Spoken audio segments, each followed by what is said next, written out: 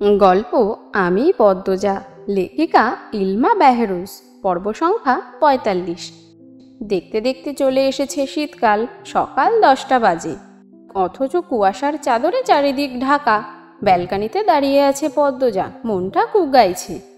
বুকে অজানা একটা ঝড় বইছে, স্থির হয়ে কোথাও দাঁড়াতে পারছে না। ঢাকা আসার পর থেকে নিয়মিত পূর্ণার লেখা চিঠি পেত। প্রায় ৪ মাস হলো বাড়ি থেকে কোনো চিঠি আসছে না। পদ্মজা ৯টা চিঠি পাঠিয়েছে, একটারও উত্তর আসেনি। বাড়ির সবার কথা খুব মনে পড়ছে। ব্যালকানি ছেড়ে রুমে চলে আসে পদ্মজা। বিছানায় গা এলিয়ে দিতেই ঘুমের রাজ্যে হারিয়ে যায়। একটা সুন্দর স্বপ্ন দেখে। হাওলাদার বাড়িতে টেলিফোন এনেছে।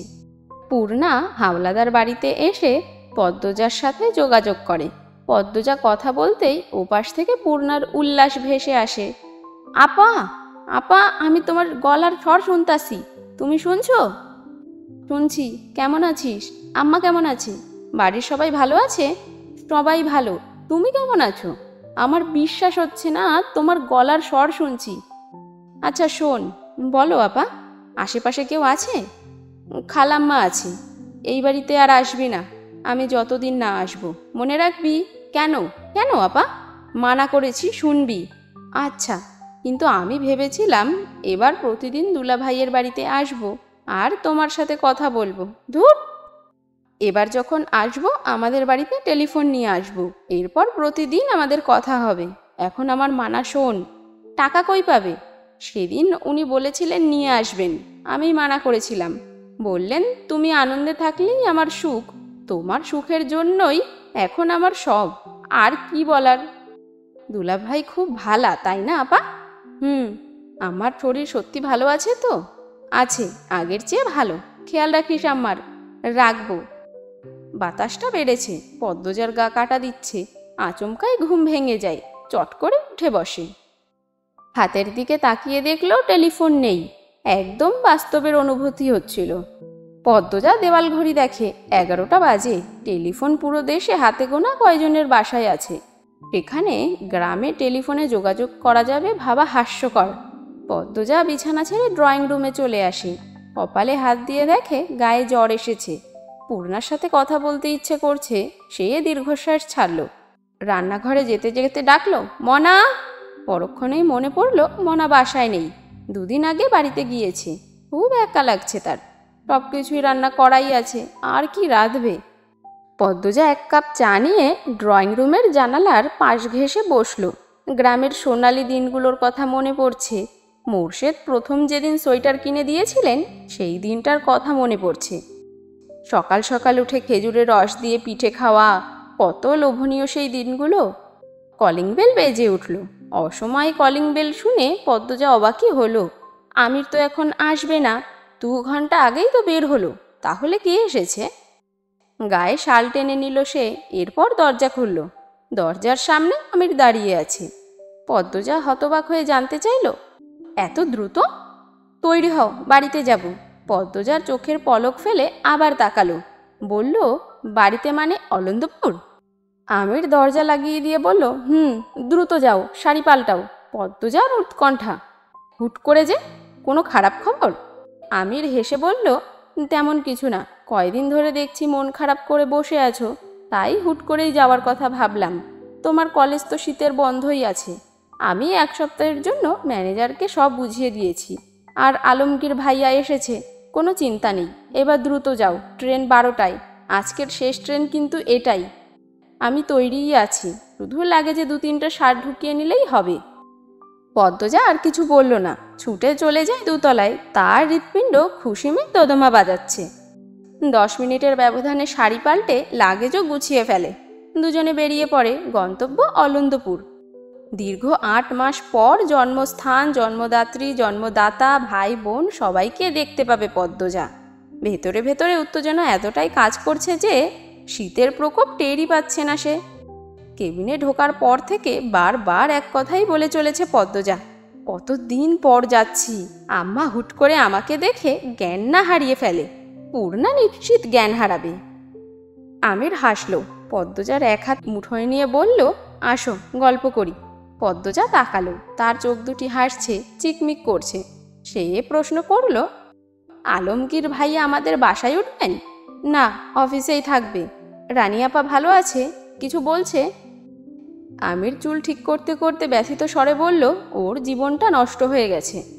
বাচ্চা নষ্ট করতে দিল না, এরপর মৃত বাচ্চা জন্ম দিল। এখন অবস্থা আরও করুণ, ঘরেই বন্দি। ইস, খারাপ লাগে ভাবলে, মানুষের কপাল এত খারাপ হয় কি করে। মোড়ল বাড়ির সড়ক দেখা যাচ্ছে। পদ্মজা খুশিতে আত্মহারা, দ্রুত হাঁটছে। সে কখনো বাহারি শাড়ি বোরকা পরে না, আজ পরেছে। শাড়ি বোরকা দুটোতেই ভারী কাজ, চকচক করা ছোট বড় পাথর, দেখলে মনে হয় হীরা পান্না চিকচিক করছে। সে তার মাকে দেখাতে চায় সে কতটা সুখী, কোনো কমতি নেই তার জীবনে। মোড়ল বাড়ির গেইটে ধাক্কা দিয়ে ভেতরে ঢুকতেই সব আনন্দ উল্লাস নিভে যায়। পূর্ণা প্রেমা দাঁড়িয়ে আছে। দুজনকে চেনা যাচ্ছে না, শুকিয়ে কয়লা হয়ে গেছে। চোখ গর্তে ঢুকে গেছে, গাল ভাঙা, গায়ে শুধু হাড্ডি। মনে হচ্ছে কত দিন অনাহারে কাটিয়েছে। পূর্ণা পদ্মজাকে দেখেই আপা বলে কেঁদে উঠল। ছুটে না এসে মাটিতে দপ করে শব্দ তুলে বসে পড়ল। প্রেমা দৌড়ে এসে পদ্মজাকে জড়িয়ে ধরে কাঁদতে থাকলো। পদ্মজা বাকরুদ্ধ, অজানা আশঙ্কায় গলা শুকিয়ে আসছে। চোখ দুটো খুঁজতে থাকলো মাকে। পদ্মজা আমিরের দিকে তাকালো। আমিরের চোখ অস্থির। পদ্মজা প্রেমার মাথায় হাত বুলিয়ে দিল, আর চোখে দেখে পূর্ণা হাউমাউ করে কাঁদছে। কেন কাঁদছে? কেন আসছে না ছুটে? কিসের এত কষ্ট ওর? পদ্মজা এগিয়ে আসে, পূর্ণাকে টেনে তুলে ক্ষীণস্বরে বলল, এত শুকিয়েছিস কেন? আম্মা, আম্মা ভালো আছে? আপা, আপা রে! বলেই পদ্মজাকে শক্ত করে জড়িয়ে ধরল পূর্ণা। পদ্মজা ঘরের ভেতরে তাকায়। কয়েক জোড়া চোখ তার দিকেই তাকিয়ে আছে। অজ্ঞাত ভয় গলা দিয়ে কথা আসছে না তার। পূর্ণাকে এক হাতে জড়িয়ে ধরে ঘরের ভিতরে প্রবেশ করল পদ্মজা। সদর ঘরে চেনা অনেকগুলো মুখ, প্রতিবেশী সবাই। আপন মানুষগুলো কোথায়? পদ্মজা আরো দুপা এগিয়ে আসে। উঠোন থেকে মঞ্জুরার কণ্ঠ ভেসে আসে, পদ্ম আইছে, পদ্ম। সদর ঘরের মধ্যিখানে পাটিতে শুয়ে আছেন হেমলতা। গায়ের উপর কাঁথা, মেরুদণ্ড সোজা করেই শুয়ে আছে। গোলাপ জলের ঘ্রাণ চারপাশে। পদ্মজার বুকের হাড়গুলো যেন গুঁড়ো গুঁড়ো হতে শুরু করলো। বুকে এত ব্যথা হচ্ছে, সে হেমলতার পাশে বসলো। নিস্তরঙ্গ গলায় ডাকলো, আম্মা, ও আম্মা। হেমলতা পিটপিট করে তাকান। চোখ দুটি ঘোলা, গাল ভেঙে গেছে। চোখ দুটি গভীর গর্তের আড়ালে হারিয়ে যাওয়ার পথে। পদ্মজার দিকে তাকিয়ে আবার চোখ সরিয়ে নিলেন। চিনতে পারলেন না। পদ্মজা হেমলতার এক হাত মুঠোয় নিয়ে চুমু দিল। দুফোঁটা জল গড়িয়ে পড়ে হেমলতার হাতে। তাতেও হেমলতার ভ্রুক্ষেপ নেই। তিনি নিজের মতো ঘরের ছাদের দিকে তাকিয়ে আছেন। মঞ্জুরা সদর ঘরে ঢুকেই বিলাপ শুরু করেন মাত্র পদ্মজা জোরে চেঁচিয়ে উঠল, চুপ করো, কেউ কাঁদবে না, চুপ করো। সবার কান্না থেমে যায়। পদ্মজা হেমলতাকে বলল, ও আম্মা, কথা বলো। আমি আমি তোমার পদ্মজা, তোমার আদরের পদ্মজা। আম্মা 4 মাস ধরে কাউকে চেনে না আপা। পূর্ণা ডুকরে কেঁদে উঠল। পদ্মজার চোখ পড়ে সদর ঘরের কোণে। মোর্শেদ কপালে হাত দিয়ে বসে আছেন। মানুষটাকে চেনা যাচ্ছে না একদমই। পিঠের হাড্ডি ভেসে আছে। পদ্মজা বাকহীন হয়ে পড়েছে। কিছু বলবে নাকি কাঁদবে? বুকে কেমন যেন হচ্ছে। শরীরের শক্তিগুলো যেন শুষে নিয়েছে। পদ্মজা 2 হাতে হেমলতার মাথা তুলে ধরল। হেমলতা তাকান, নিষ্প্রাণ চাহনি। হেমলতার মাথাটা পদ্মজার বুকের সাথে জড়িয়ে ধরে। আকুল ভরা কণ্ঠে বলল, একবার কথা বলো আম্মা, একবার 2 হাতে জড়িয়ে ধরো। হেমলতা হাত দুটো নেতিয়ে আছে মাটির উপর। পূর্ণা খেয়াল করে হেমলতার হাত দুটি কাঁপছে। চেষ্টা করছে পদ্মজাকে জড়িয়ে ধরার, কিন্তু পারছেন না। তাহলে কি পদ্মজাকে চিনতে পেরেছেন? পদ্মজা কাঁদতে থাকলো। অনেক অনেক কিছু বলছে, কারো কথা কানে ঢুকছে না। শুধু বুঝতে পারছে এই পৃথিবীর বুক থেকে তার মা হারিয়ে যাচ্ছে। হারিয়ে যাচ্ছে হেমলতা, হারিয়ে যাচ্ছে তার কল্পনার রাজ্যের রাজরানী। স্বপ্ন তো সব পূরণ হয়নি, এ তো কথা ছিল না। তবে কেন এমন হচ্ছে? পদ্মজার বুক চিরে যাচ্ছে, যন্ত্রণায় সারা শরীর বিষিয়ে যাচ্ছে। কাপা ঠোঁটে হেমলতার পুরো মুখে চুমু খেলো পদ্মজা। ভারী করুণভাবে বলল, ও আম্মা, কোথায় হারালো তোমার তীক্ষ্ণ দৃষ্টি, ঝাঁঝালো কণ্ঠ? কেটে যায় অনেকটা মুহূর্ত। কাছের মানুষেরা ছাড়া আর কেউ নেই। কারো মুখে রা নেই। হেমলতার মতোই সবাই বাকহীন, স্তব্ধ। কেউ খায়নি। বাসন্তী গুপ্ত ব্যথা নিয়ে রেঁধেছেন। প্রেমা প্রান্ত আমির ছাড়া কেউই খেলো না। পদ্মজাকে অনেক জোরাজুরি করেছে আমির, পদ্মজা খেলো না। আমিরও আর ঘাটালো না। পদ্মজা জানতে পারলো 2 মাস ধরে হেমলতা বিছানায় পড়ে আছেন। 1-2 কথা বলেন মাঝে মাঝে, 4 দিন ধরে তাও বলছেন না। গতকাল ভোরে মুখ দিয়ে ফেনা বের হয়েছে। এমন অবস্থা হয়েছিল, সবাই ভেবেছিল আত্মাটা বেরিয়ে যাবে। হাওলাদার বাড়ি থেকে সবাই দেখতে আসে। তখন জানা যায় আলমগীর ঢাকা যাচ্ছে। মোর্শেদ অনুরোধ করে বলেন পদ্মজা আর আমিরকে খবর দিতে, ওরা যেন দ্রুত চলে আসে। রাতের ট্রেনে সকালে গোডাউনে পৌঁছায় আলমগীর। আমিরকেই সব বলে। আমির সব শুনে আর দেরি করেনি, পদ্মজাকে নিয়ে চলে আসে। পথে কান্নাকাটি করবে তাই কিছু বলেনি। পদ্মজা এত সব জেনে কিছু বলল না। অভিমানের পাহাড় তৈরি হয়েছে মনে, কারো কথা শুনতে ইচ্ছে করছে না। সারাক্ষণ চেষ্টা করছে হেমলতার সাথে কথা বলার। হেমলতা কিছুতেই কথা বলছেন না। একটু আধটু পানির বেশি আর কিছুই খাচ্ছেন না। গায়ের মাংস বলতে কিছুই নেই, চামড়া ঝুলে গেছে। পদ্মজা হেমলতার পুরো শরীর মুছে দিয়ে কাপড় পাল্টে দিল। এরপর শোয়া অবস্থায় অজু করালো। ঠোঁট ভেঙে কেঁদে আরও একবার আকুতি করলো, একবার কথা বলো আম্মা, একবার ডাকো পদ্মজা বলে। হেমলতা তাকালেন, কিছু বললেন না, তাকিয়েই রইলেন। মাঝরাতে সবাই যখন ঘুমে, পদ্মজা জেগে। ক্লান্ত হয়ে সবার চোখ দুটি লেগে গেলেও তার চোখ দুটি পলকও ফেলছে না। মনে হচ্ছে কে যেন চারপাশে ঘুরছে তার, মাকে নিয়ে যেতে। ঝিঝি পোকার ডাক, শেয়ালের হাঁক ছাপিয়ে সে যেন কারো পায়ের শব্দ শুনতে পাচ্ছে। অবচেতন মন আজরাইলের উপস্থিতি অনুভব করছে। পদ্মজার বুকে ভয় জেঁকে বসে, চোখ ফেটে জল বেরিয়ে আসে। এদিক ওদিক তাকিয়ে কেঁদে অনুরোধ করছি, আমার মাকে কষ্ট দিবেন না। মুখে হাত চেপে কান্না আটকানোর প্রচেষ্টায় বারবার ব্যর্থ হতে থাকলো পদ্মজা। কাঁদতে কাঁদতে কণ্ঠ নিভে এসেছে, শরীর ঠান্ডায় জমে গেছে, চোখটা লেগেছে মাত্র। তখনই দপাদপ একটা শব্দ ভেসে আসে। পদ্মজা চমকে তাকালো। হেমলতা হাত দিয়ে মাটি থাপড়াচ্ছেন, শরীর কাঁপছে। পদ্মজার নিঃশ্বাস থেমে যায়। হেমলতার এক হাত শক্ত করে ধরে কেঁদে উঠল, বলল, আম্মা, আম্মা যেও না আমায় ছেড়ে। ও আম্মা, আম্মা আমার কষ্ট হচ্ছে আম্মা, তোমার খুব কষ্ট হচ্ছে আম্মা, পায়ে পড়ি, আমায় ছেড়ে যেও না আম্মা, আম্মা। পদ্মজা দ্রুত হেমলতাকে জড়িয়ে ধরে হাউমাউ করে কাঁদতে থাকে। সবার ঘুম ছুটে যায়। একসাথে করুণ কান্নার স্বর ভেসে ওঠে মোড়ল বাড়ি। পদ্মজা কাউকে অনুরোধ করে বলে, নিয়েন না আমার আম্মাকে। কষ্ট দিচ্ছেন কেন এত? আমার কষ্ট হচ্ছে আম্মা, ও আম্মা, আম্মা আমাকে ছেড়ে যেও না। পদ্মজা কাঁদতে কাঁদতে সূরা ইউনুস পড়া শুরু করলো। হেমলতা শেষবারের মতো উচ্চারণ করলে, লা ইলাহা ইল্লাল্লাহু মুহাম্মাদুর রাসূলুল্লাহ। শেষ নিঃশ্বাস ত্যাগ করে আত্মাটা বেরিয়ে যায়। শরীরের কাঁপাকাঁপি থেমে যায়। দেহটা শুধু পড়ে রয় পরিত্যক্ত বস্ত্রের মতো। পদ্মজা দেহটাকে খামচে জড়িয়ে ধরে আম্মা বলে চিৎকার করে উঠল। আশেপাশের সব বাড়ি থেকে মানুষ ছুটে আসে। পূর্ণা কাঁদতে কাঁদতে জ্ঞান হারায়। ফজরের আজান পড়েছে। আমির পদ্মজাকে হেমলতার থেকে ছাড়ানোর চেষ্টা করে, কিছুতেই প্রাণবিহীন দেহটা পদ্মজা ছাড়তে চাইল না। যেন তার ডাকেই ফিরে আসবে হেমলতা। এমন কি হতে পারে? হেমলতা কথা বলে উঠলেন, আবার হাঁটলেন। পদ্মজাকে ধমকে বললেন, চুপ, এত কিসের কান্না? আমার মেয়ে হবে শক্ত আর কঠিন মনের, এত নরম হলে চলবে না। এটা শুধুই কল্পনা। আত্মা একবার দেহ ছেড়ে দিলে আর ফিরে আসে না, আপন ঠিকানায় ফিরে যায়। হেমলতা নামে মানুষটার আয়ুকাল এতটুকুই ছিল। তিনি উড়াল দিয়েছে পরকালে, রেখে গিয়েছেন আদরের 3 কন্যা। আদরের কন্যাদের ছেড়ে তো কখনো দূরে থাকতে পারেন না। এবার কিভাবে চলে গেলেন? তিনি নিশ্চয়ই মৃত্যুর সাথে কঠিন যুদ্ধ করেছেন, পেরে ওঠেননি।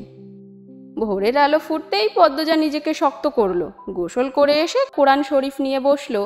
হেমলতা বলতেন, মা বাবা মারা গেলে কান্নাকাটি না করে লাশের পাশে বসে কোরআন শরীফ পড়া ভালো, এতে করে কবরে আযাব থাকলে কম হয়। এই কথার কোনো সত্যতা নেই, তবে অনেক গ্রামাঞ্চলের মানুষ এই কথাটি মনে প্রাণে বিশ্বাস করে। সে প্রতিটি অক্ষর পড়ছে আর কাঁদছে। জীবনের আকাশের 7 রঙা রংধনু নিভে গেছে, আর কখনো উঠবে না, কোনো দিনও না। মোর্শেদ পাঞ্জাবির হাতা দিয়ে চোখের জল মুছছেন, আবার ভিজে যাচ্ছে। গোসলের পর হেমলতার মুখটা উজ্জ্বল হয়েছে, ঠোঁটের কোণে যেন হাসি লেগে আছে। পদ্মজা হেমলতার মৃতদেহের সামনে এসে দাঁড়ায়। সাদা কাপড়ে মোড়ানো লম্বা দেহটা দেখে বুকে হাহাকার করে ওঠে। আকাশের দিকে তাকিয়ে বলে, আমি জানি তোমার রুহ আমার পাশেই আছে। এভাবে কথা না ভাঙলেও পারতে আম্মা। বলেছিলে কখনো কিছু লুকোবে না। বেহেশতে ভালো থেকো আম্মা। আমি পূর্ণা প্রেমা প্রান্তকে দেখে রাখবো। এরপর হাঁটু ভেঙে খাটিয়ার সামনে বসলো। হেমলতার কানের কাছে মুখ নিয়ে ফিসফিসিয়ে বলল, আল্লাহকে বলে খুব দ্রুত আমাকে নিতে এসো কিন্তু। আমির হিমেল সহ আরও 2 জন খাটিয়া কাঁধে তুলে নিল। কালিমা শাহাদত বলতে বলতে তারা সামনে এগোয়। পূর্ণাকে 3 জন মহিলা ধরে রেখেছে। সে হাত পা দিয়ে ঝাঁপিয়ে চেষ্টা করছে ছোটার। তার ইচ্ছে হচ্ছে মৃতদেহটাই আঁকড়ে ধরে থাকতে। পদ্মজা মাটিতে বসে পড়ে। কি যেন বুক ফুঁড়ে বেরিয়ে যাচ্ছে। আম্মা, আম্মা বলে 2 হাতে মাটি খামচে ধরে। মাটিতে মাথা ঠেকিয়ে বিড়বিড় করে, আমার আম্মাকে কষ্ট দিও না মাটি, একটুও কষ্ট দিও না। আমার আম্মাকে যত্নে রেখো। হীরের টুকরো তোমার বুকে ঘুমোতে যাচ্ছে, কষ্ট দিও না, একটুও কষ্ট দিও না। হাড় কাঁপানো শীতে পদ্মজা কাঁপছে। সন্ধ্যে থেকেই খুব ঠান্ডা পড়েছে। এক কাপড়ে মাটিতে মা একা আছে ভেবে পদ্মজার অশান্তি হচ্ছিল। তাই কম্বল নিয়ে রাতের বেলা ছুটে আসে মায়ের কবরে। সদ্য হওয়া কবরের কাঁচা মাটির ঘ্রাণ আসছে।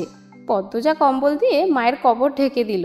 এরপর 2 হাতে জড়িয়ে ধরে কাঁদতে কাঁদতে বলল, আম্মা, আম্মা মনে আছে তোমার? যখন আমি অনেক ছোট, আব্বা আমার গায়ের কম্বল নিয়ে গিয়েছিল। তখন তুমি তোমার শাড়ির আঁচল দিয়ে সারা রাত আমাকে জড়িয়ে ধরে রেখেছিলে, মনে আছে? আমাকে কেন সেই সুযোগ দিলে না? কেন বললে না তুমি মরণ রোগে আক্রান্ত? আমার জীবনে অভিশপ্ত আক্ষেপ কেন দিয়ে গেলে আম্মা? কেন পেলাম না আমার মাকে সন্তানদের মতো আদর করার সুযোগ? কোন দোষে আমার সঙ্গ তুমি নিলে না? মৃত্যুর আগে মেয়ের সাথে এত বড় অনাচার করে গেলে আম্মা। বিশ্বাসঘাতকতা করলে। আমি তো তোমাকে অন্ধের মতো বিশ্বাস করতাম। কখনো কোনো বিষয়ে জোর করিনি, জোর করে জানতে চাইনি। আমি বিশ্বাস করতাম তুমি সব বলবে আমায়। তুমি নিজে আমাকে বারবার বলেছ তোমার জীবনের এক বিন্দু অংশ থাকবে না যা আমাকে বলবে না। তবে কেন সেই কথা রাখতে পারলে না? আমার কষ্ট হচ্ছে আম্মা। তুমি অনুভব করছো আমি তোমার বুকে শুয়ে অভিযোগ তুলছি? তুমি আমার সাথে বিশ্বাসঘাতকতা করেছো। আমার কাছে থেকে কেড়ে নিয়েছো 10 মাস। তুমি পারতে আমাকে বলতে। তুমি পারতে আমাকে বিয়ে না দিয়ে 10 মাস নিজের কাছে রাখতে। তুমি পারতে আমাকে আরও 10 মাস আমার মায়ের সঙ্গ দিতে। আমি এত আক্ষেপ নিয়ে কি করে বাঁচবো আম্মা? কয়েকটা শেয়াল দূরে দাঁড়িয়ে আছে। মাঝরাতে কবরে ঝাঁপিয়ে পড়ে কেউ কাঁদতে পারে এমন হয়তো কখনো দেখেনি তারা। পদ্মজা হেমলতার কবরে হাত বুলিয়ে দিচ্ছে আর অশ্রু বিসর্জন দিচ্ছে। আত্মহত্যা পাপ না হলে হয়তো এই পথই বেছে নিত সে। মোর্শেদ আমির টর্চ নিয়ে পদ্মজাকে খুঁজতে কবরে আসে। হেমলতার কবর দেখে মোর্শেদ দুর্বল হয়ে পড়েন। পদ্মজার সাথে সাথে তিনিও কাঁদতে থাকেন। আমিরের শব্দ ভাণ্ডারের সান্ত্বনা মজুত নেই। সে সাহস করতে পারল না কথা বলার। কান্না থামিয়ে পদ্মজা মুখস্থ সূরা ইউনুস পড়তে থাকে। সে চায় না তার মায়ের বিন্দুমাত্র কষ্ট হোক কবরে। সন্তানের আমল নাকি পারে মৃত বাবা মার শাস্তি কমাতে। যদি কোনো পাপের শাস্তি হেমলতার আমলানায় থেকে থাকে তা যেন মুছে যায় পদ্মজার কণ্ঠের মধুর স্বরে। ধীরে ধীরে পদ্মজার কণ্ঠ কমে আসে, ঠান্ডায় জমে যায়, চোখের মনির রং পাল্টে যায়। আমির দ্রুত পদ্মজাকে কোলে তুলে নিল। এরপর মোর্শেদকে বুঝিয়ে শুনিয়ে বাড়িতে নিয়ে আসে। হেমলতা পড়ে রইলেন একা একা। শিয়ালগুলি একসাথে চেঁচিয়ে উঠল, মৃত্যুর মতো সত্য আর নেই। জন্মালে মৃত্যুর স্বাদ উপভোগ করতেই হবে। হেমলতার ঘরে পদ্মজা আর পূর্ণা বসে আছে দরজা বন্ধ করে। পুরনো বিছানা জুড়ে হেমলতার পরনের কাপড় চোপড়, এসবই শেষ স্মৃতি। পূর্ণা 2টো শাড়ি বুকের সাথে জড়িয়ে ধরে থেমে থেমে কাঁদছে। পদ্মজা মাটিতে বসে আছে, উস্কো খুস্কো চুল। পূর্ণা আর কাঁদতে পারছে না, বুক ফেটে যাচ্ছে, তবুও শব্দ বের হচ্ছে না। পদ্মজা হেমলতার চুড়ি 2টো হাতে নিয়ে বলল, আম্মা বলে এখন কাকে ডাকবো? পূর্ণা, আমাদের আম্মা কই গেল? পূর্ণা বিছানা থেকে নেমে আসে, পদ্মজাকে জড়িয়ে ধরে ভাঙ্গা স্বরে বলল, আল্লাহ কেন এমন করলো আপা? আমাদের প্রতি কি একটুও দয়া হলো না? এই ঘরটায় আর আসবে না আম্মা। আপা, আম্মা আসে না কেন? আপা, আমার শ্বাস নিতে কষ্ট হচ্ছে, আমাকে মেরে ফেলো। কাঁদিস না বোন, আমাদের সবার আবার দেখা হবে পরকালে, এরপর আর মৃত্যু নেই, অনন্তকাল একসাথে থাকবো, ঠিক দেখা হবে। পালঙ্কের উপর একটা পুরনো খাতা, পদ্মজা হাত বাড়িয়ে নিল। পূর্ণা এই খাতার প্রতিটা অক্ষর আগেই পড়েছে, তাই আর ঘাটালো না। সে ক্লান্ত দেহ নিয়েও মাটিতে শুয়ে পড়ে। পদ্মজা খাতার পৃষ্ঠা উল্টায়। আমার আদরের পদ্মজা, আজ 15 দিন তোর বিয়ের। প্রতিটা রাত আমার নির্ঘুম কাটে। পুরো বাড়ি জুড়ে তোর স্মৃতি। স্মৃতিগুলো আমায় বিষে জর্জরিত করে দেয়। মেয়ে হয়ে জন্মালে বিয়ে করে শ্বশুরবাড়ি যেতেই হবে। তবুও মানতে কষ্ট হচ্ছে, আমার মেয়ে সারা জীবনের জন্য অন্যের ঘরে চলে গিয়েছে। বলেছিলাম আমার জীবনের বিন্দুমাত্র অংশ তোর অজানায় রাখবো না। সেই কথা রাখতে আমি আবারও লিখতে বসেছি। স্বপ্ন ছিল তোকে অনেক পড়াবো, অনেক অনেক দিন নিজের কাছে রাখবো। কিন্তু মানুষের সব স্বপ্ন কি আর পূরণ হয়? দীর্ঘ 2 বছর আমার শরীরে বাসা বেঁধেছিল এক রোগ। প্রাথমিক অবস্থায় ছিল, কিন্তু পাত্তা দেয়নি। যখন তোর মেট্রিক পরীক্ষার জন্য আকবর ভাইজানের বাড়িতে গেলাম, তখন একজন ভালো ডাক্তারের সাথে আমার দেখা হয়। তিনি আকবর ভাইজানের বন্ধু, দেখা করতে এসেছিলেন। তখন তুই পরীক্ষা কেন্দ্রে ছিলি। ওনার নাম আসাদুল জামান, বিলেত ফেরত ডাক্তার। কথায় কথায় আমার সমস্যাগুলোর কথা বলি। তিনি খালি চোখে আমায় দেখেন, কিছু প্রশ্ন করেন। ওনার ধারণা জানান আমি পার্কিনসন্স ডিজিজ নামক প্রাণঘাতী রোগে আক্রান্ত, যার 80% লক্ষণ আমার সাথে মিলে যায়। তিনি দ্রুত আমাকে পরীক্ষা করতে বলেন। এই রোগের চিকিৎসা তো দূরে থাক, দেশে এই রোগের পরীক্ষারও কেন্দ্র হাতে গোনা 1-2 আছে। সেদিনটা আমার জীবনের বড় ধাক্কা ছিল। আমি দিকদিশা হারিয়ে ফেলি। আমি মারা গেলে আমার 3 মেয়ের কি হবে? কি করে বাঁচবে? এই ভয়ানক রোগ নিয়ে তোর সামনে হাসতে আমার ভীষণ কষ্ট হতো, তবুও হাসতে হতো। মুহিব খুব ভালো ছেলে ছিল, তাই তাদের প্রস্তাব ফিরিয়ে দেইনি। আমি মারা যাওয়ার আগে তোর ভবিষ্যৎ নিশ্চিত করতে চেয়েছিলাম। বিয়ে ঠিক করে বাড়ি ফিরে আসি। প্রতিটা দিন, প্রতিটা মুহূর্ত অসহনীয় যন্ত্রণায় কাটতে থাকে। আসাদুল জামান ঢাকার এক হাসপাতালের নাম লিখে দিয়েছিলেন, যেখানে এই রোগের পরীক্ষা করা হয়। 100% নিশ্চিত হওয়ার জন্য পরীক্ষা করানোটা জরুরি। তার জন্য কেউ একজনকে পাশে দরকার। তোর আব্বাকে সব বলি। সব শুনে তোর আব্বা হাউমাউ করে বাচ্চাদের মতো কেঁদেছে। আল্লাহর উপর ভরসা রেখে চলে যাই ঢাকা। আমি তখন হুঁশে ছিলাম না। মৃত্যু আমার পেছনে ধাওয়া করেছিল। তাই মাথায় আসেনি আমি না থাকলে আমার মেয়েদের কোনো ক্ষতি হতে পারে। ঢাকা যাওয়ার পথে আল্লাহর কাছে আকুতি করি, যেন পরীক্ষায় কিছু ধরা না পড়ে, বিয়েটা ভেঙে দিতে পারি, আর আমার মেয়েদেরকে নিয়ে আরও কয়টা বছর বাঁচতে পারি। কিন্তু আল্লাহ শুনলেন না। তিনি দয়া করলেন না। মা, জানতে পারি আমার হাতে সময় কম। এই রোগের নিরাময় নেই। যে কোনো বছরে যে কোনো মুহূর্তে মারা যেতে পারি। এই কথা শোনা আমার পক্ষে সহজ ছিল না। ভেঙে গুড়িয়ে গিয়েছিলাম। কিন্তু তোদের কথা মনে পড়তেই আবার নিজেকে শক্ত করে নিয়েছি। যতদিন বাঁচব শক্ত হয়ে বাঁচব। তোর জীবন গুছিয়ে দিয়ে যাব। আমি পেরেছি। তোর বিয়ে হয়েছে ভালো ছেলের সাথেই। সুখে আছিস, এই তো শান্তি। আমার ভাবতে কষ্ট হয় একদিন তোকে, তোদের সবাইকে আমি ভুলে যাব। এখন তো কথা ভুলে যাই, তখন নিজের নারী ছেঁড়া সন্তানদের মুখও অচেনা হয়ে যাবে। কি নির্মম, তাই না মা? তুই ঢাকা চলে গিয়েছিস অনেক দিন হলো। আমার মনে হচ্ছে আমাদের আর দেখা হবে না। আমার শরীরের অবস্থা ভালো না। আজ নাকি প্রান্তকে চিনতে পারিনি আমি। বেশ অনেকক্ষণ ওর চেহারাটা আমার অচেনা লেগেছে। কি অদ্ভুত, ভুলে যে আবার মনে পড়ে। হাত, পা, মাথা, মুখের থুতনি, চোয়াল মাঝে মাঝে খুব কাঁপে। ধীরে ধীরে শরীরের ভারসাম্য একদম নষ্ট হয়ে যাচ্ছে। লাহারি ঘরে গিয়েছিলাম, হুট করে চৌকির উপর থেকে পড়ে গিয়েছি। পূর্ণার টেকি কান্না। মেয়েটা খুব কাঁদুনে হয়েছে। একদমই হাঁটতে ইচ্ছে করে না, শক্তি কুলোয় না। তোর কথা খুব মনে পড়ে। বৃদ্ধ হয়ে তোর শরীরে ভর দিয়ে হাঁটার ইচ্ছে ছিল মনে। পেটের চামড়ায় ফোসকার মতো কি যেন হয়েছে, চুলকায় আর ব্যথা করে। রাতে ঘুম হয় না যন্ত্রণায়। তোর আব্বা আমার অশান্তি দেখে ঘুমোতে পারে না। বাসন্তী আপা সব জানে। মানুষটা অনেক ভালো। ভুল তো সবাই করে, কেউ এমন আছে যে জীবনে ভুল করেনি? বাসন্তী আপার রান্না নাকি অনেক মজার হয়, খুব ভালো ঘ্রাণ হয়। প্রান্ত প্রেমা সারাক্ষণই বলে, কিন্তু আমি সেই ঘ্রাণ পাই না।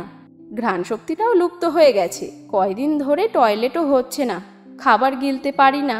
কোন পাপে এমন করুণ দশা হলো আমার? বোধহয় আর শক্তি পাবো না লেখার। পুরনো সব কিছু স্থায়ীভাবে ভুলতে আর কতক্ষণ? সব লক্ষণ তো জেকেই বসেছে শরীরে, বাকি শুধু দুনিয়াটাকে ভুলে যাওয়া। আজ সারা রাত জেগে আরও কিছু কথা লিখতে চাই। সেদিন আমি জলিল আর মজনুর ছেলেকে খুন করেছি। ছহিদ তার আগেই খুন হয়ে গিয়েছিল। আটপাড়ার বড় বিলের হাওরের টিনের ঘরে ওরা তিনজন সবসময় জুয়ো খেলে, গাঁজা খায়। সেদিনও গাঁজা খেয়েই পড়েছিল। গিয়ে দেখি ছহিদের লাশ এক কোণে পড়ে আছে। দা হাতে দাঁড়িয়ে আছে তোর দেবর রিদওয়ান। ও আমাকে দেখে পালিয়ে যায়। এরকম দৃশ্য দেখে অপ্রস্তুত হয়ে পড়ি, তবুও থেমে থাকিনি। ঘুমন্ত জলিল আর মজনুর ছেলেকে বেঁধে বাকিটুকু বললাম না, শুধু এটুকুই বলবো, আমি যখন জলিল আর মজনুর ছেলেকে কোপাচ্ছিলাম তখন রিদওয়ান ঘরের একপাশে লুকিয়েছিল। সে সব দেখেছে। আমি বের হতেই সে উল্টো দিকে হাঁটা শুরু করে। আজও জানতে পারেনি সে কেন ছহিদকে খুন করেছে। তুই ঢাকা চলে গিয়েছিস ভেবেও শান্তি লাগছে। রিদওয়ান ভয়ঙ্কর মানুষ। তার খুন করার হাত বলছে এটা তার প্রথম খুন নয়। সাবধানে থাকবি, আমিরকে সাবধানে রাখবি। তোর শাশুড়িকে কাঁদতে দেখেছি, ওনাকে আপন করে রাখবি। আর লেখা যাচ্ছে না, হাত কাঁপছে, কেমন ঝাপসা হয়ে আসছে চারিদিক। এই খাতাটা প্রান্তের, লুকিয়ে নিয়ে এসেছি। আমার সব শাড়ির সাথে ট্রাঙ্কের ভেতরে যত্নে রাখছি। আমার অনুপস্থিতিতে যখন পড়বি কাঁদবি না একদম। জীবনে বড় হবি। আমি না থাকলে মৃত্যুর কামনা করবি না। এটাও এক ধরনের পাপ। আল্লাহর যখন ইচ্ছে হবে মৃত্যু দিবেন। তিনি যে কারণে সৃষ্টি করেছেন তা পূরণ হলেই মৃত্যু ধেয়ে আসবে। শুধু মৃত্যুর কথা স্মরণ রাখবি। কোরআনের পথে চলবি। কোনো পাপে জড়াবি না। অন্যায়কে প্রশ্রয় দিবি না। আমাদের আবার দেখা হবে। আমার মায়ের সাথে আবার দেখা হবে। তুই তো আমার মা, আমার পদ্মজা, আমার 7 রাজার ধন, আমার 3 কন্যা, আমার অহংকার, আমার বেহেশত। ভালো থাকবি, খুব ভালো থাকবি। মা কিন্তু দেখবে, কান্নাকাটি করতে দেখলে ওপারে আমার শান্তি হবে না। তাই কাঁদবি না। আল্লাহ হাফেজ। পড়া শেষ হতেই খাতাটা বুকের সাথে জড়িয়ে ধরে পদ্মজা। হাত পা ছুঁড়ে আম্মা আম্মা বলে কাঁদতে থাকে। তার আর্তনাদে চারিদিক স্তব্ধ হয়ে যায়। পদ্মজার মাথার ছায়া এভাবেই হারিয়ে গেল। পদ্মজা কি হয়ে উঠতে পারবে নিজের ছায়া নিজে? পারবে ভাই বোনদের আগলে রাখতে? লেখিকা বলছেন, সব প্রশ্নের উত্তর আছে দ্বিতীয় খণ্ডে। খুব দ্রুত নিয়ে আসবো দ্বিতীয় খণ্ড। গ্রুপে জানিয়ে দেব কবে আসবে। আমি পদ্মজার পরবর্তী খণ্ড। ভালো থাকবেন, সুস্থ থাকবেন। নিজের দায়িত্ব নিজের। ধর্ষণের হাত থেকে বাঁচার জন্য হেমলতা হয়ে উঠুন। অস্থায়ী সময়ের জন্য বিদায়।